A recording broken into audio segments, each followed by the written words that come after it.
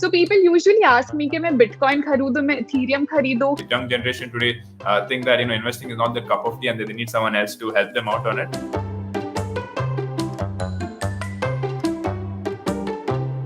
Hi everyone, I am Anushka Rathod. I am a business and finance content creator. Hi, I'm Sharon Hegde. I am a finance influencer.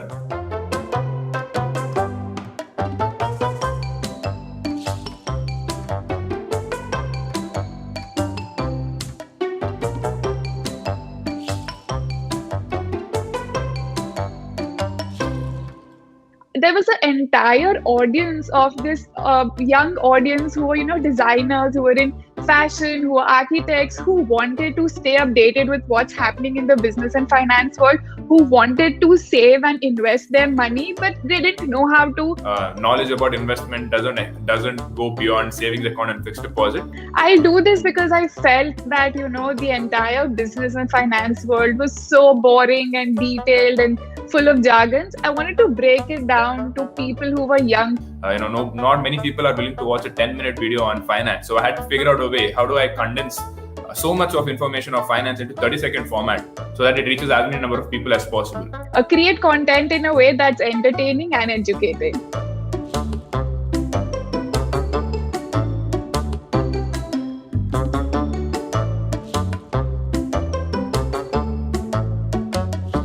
The market has been growing at a phenomenal pace. We feel FOMO the most amongst all generations. And that's when we realize, am I doing the right thing by just putting my money in savings account and fixed deposit like how my parents have been doing? 5 to 10 years back, it was so difficult to invest in a stock. Now, I think 10 minutes is the onboarding process.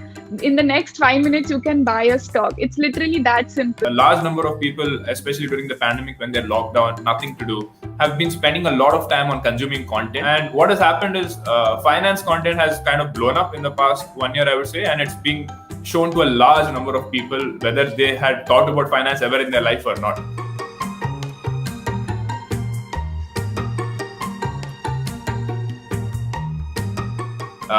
This is a very common question that I get. What is the best investment tool out there which has a maximum returns and minimum risk? It doesn't exist.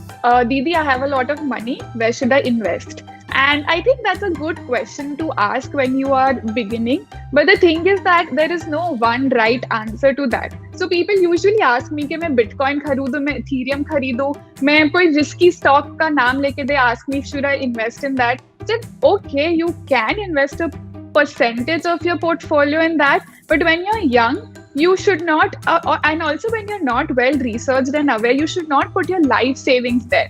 So I would instead encourage people to ask me questions regarding by combining their financial goals into a picture. So a good question could be, hey Sharon, I'm thinking of saving money for my education 2 years from now.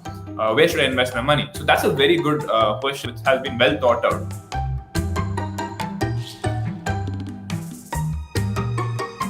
Even when I am talking about business or finance, people don't listen to me. The same advice or the same piece of information coming from a man is taken more seriously. There is a gap in how male and females look at for personal finances and taking control of their finances by themselves. Because I come from a big family. All my brothers, the dinner table conversations with them were around business ideas, where to invest your money, what project to start. But with me, even today, the most of the conversations are not surrounding or around money. Most of the finance influencers today on Instagram are all female influencers. So I think that's a step in the right direction to encourage and motivate more women to start having these conversations and take control of their finances.